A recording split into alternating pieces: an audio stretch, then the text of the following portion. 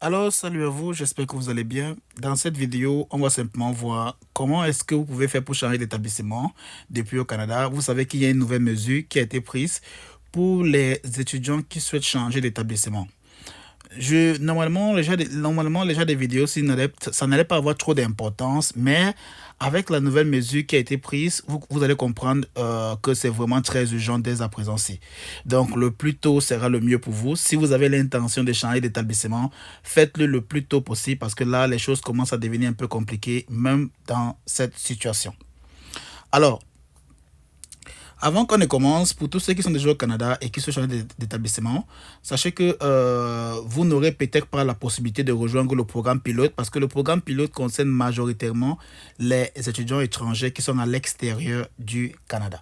Et donc, je tiens à préciser, si vous avez l'intention de changer de programme d'études ou bien d'établissement scolaire et vous êtes dans une province qui ne vous donne pas les options qui peuvent vous permettre de vous intégrer même après vos études, alors il y a d'autres provinces. Et si vous souhaitez tout simplement une assistance pour une admission et autres, alors vous pouvez toujours nous écrire. L'adresse email est dans la description. Alors, on va voir ça. Nouveau processus pour les titulaires de permis d'études. Qu'est-ce qu'ils disent? À partir du 8 novembre 2024, vous devez être inscrit dans l'établissement d'enseignement désigné indiqué sur votre permis d'études. Vous savez que quand vous êtes à l'extérieur du Canada et que vous faites une demande de permis d'études, vous obtenez un document qui vous autorise d'entrer au Canada. Vous n'avez pas un permis d'études. On vous envoie un document qui vous autorise d'entrer au Canada. C'est au niveau des frontières, quand vous allez entrer au Canada, qu'on vous remettre maintenant le permis d'études. Et regardez sur votre permis d'études. Parfois, vous allez voir le nom de votre établissement d'enseignement écrit sur votre permis d'études qui vous sera remis au niveau des frontières. Parfois aussi, vous allez voir qu'il n'y aura pas le nom de votre établissement scolaire écrit dessus. Donc, au niveau où ça sera écrit employeur, par exemple, vous allez voir que on va écrire là-bas ouvert.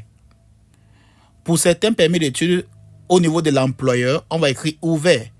Mais pour d'autres, au niveau de l'employeur, on va mettre le nom de l'établissement d'enseignement où vous allez étudier au Canada. Donc, voilà, ils ont tenu la peine de préciser cela.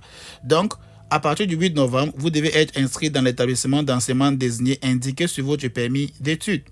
Cela signifie que vous ne pouvez plus changer d'établissement d'enseignement désigné par l'intermédiaire de votre compte en ligne. Donc, ça, c'est votre compte IRCC.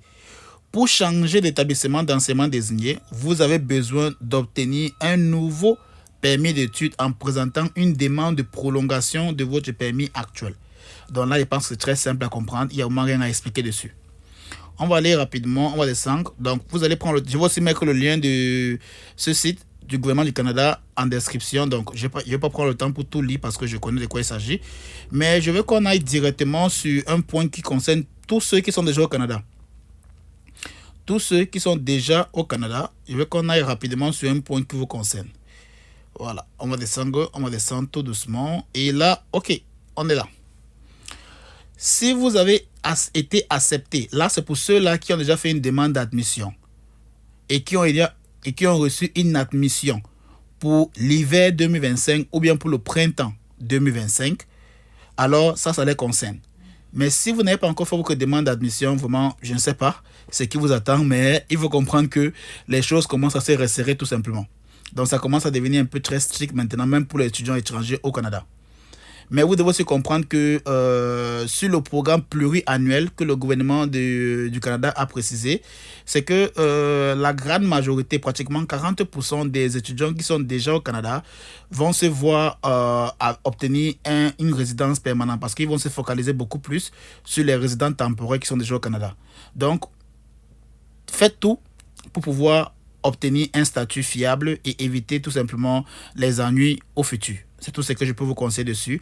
Donc, si vous avez la possibilité de faire une demande d'admission dès à présent, commencez dès à présent. N'attendez pas une période, non. Lancez-vous dès à présent. Comme ça, si une nouvelle mesure tombe en 2025, vous savez que chaque année, ils viennent avec des mesures. Si une nouvelle mesure tombe en 2025, vous savez déjà que vous êtes au moins en sécurité parce que votre statut ne souffre de rien. Alors, ils disent, si vous avez été accepté dans un nouvel établissement d'enseignement désigné pour le semestre d'hiver ou de printemps 2025, vous pouvez commencer à étudier dans votre nouvel établissement si vous satisfaites à tous les critères suivants. OK. Premier critère. Vous avez été accepté dans un établissement d'enseignement désigné pour le semestre d'hiver ou de printemps. Ils n'ont pas dit d'automne. Prenez cela au très au sérieux. Ils n'ont pas dit d'automne, ils ont dit de printemps. Et là, ça concerne uniquement ceux qui sont déjà au Canada et qui souhaitent changer d'établissement pour l'hiver ou pour le printemps. Donc, vous avez déjà obtenu une lettre d'acceptation et bien évidemment une lettre d'attestation provinciale pour l'hiver ou le printemps 2025. 2. Vous avez demandé une prolongation de votre permis d'études. Donc, ça veut dire dès que vous avez eu l'admission, vous avez directement fait une demande de prolongation de votre permis d'études actuel. Ça, c'est le deuxième critère qu'il faut respecter. Le troisième, vous avez un permis d'études encore valide sur lequel le nom de l'établissement d'enseignement n'est pas imprimé. Voici le plus important. Vous avez un permis d'études encore valide sur lequel le nom de l'établissement d'enseignement désigné n'est pas imprimé. Donc, rassurez-vous et vérifiez sur votre permis d'études, est-ce que le nom de votre établissement d'enseignement désigné est imprimé dessus. Si ce n'est pas imprimé, ok, c'est bon pour vous. Il n'y a pas de problème. Vous pouvez faire une demande de prolongation de permis d'études et vous aurez l'opportunité de commencer vos études en attendant qu'on traite votre demande de permis d'études. Mais pour ceux-là qui ont déjà un permis d'études avec le nom de l'établissement d'enseignement désigné écrit dessus, c'est là où ça pourrait devenir compliqué pour vous parce que vous allez tout faire pour d'abord obtenir votre permis d'études avant de pouvoir commencer vos études dans l'autre établissement d'enseignement désigné. Voilà.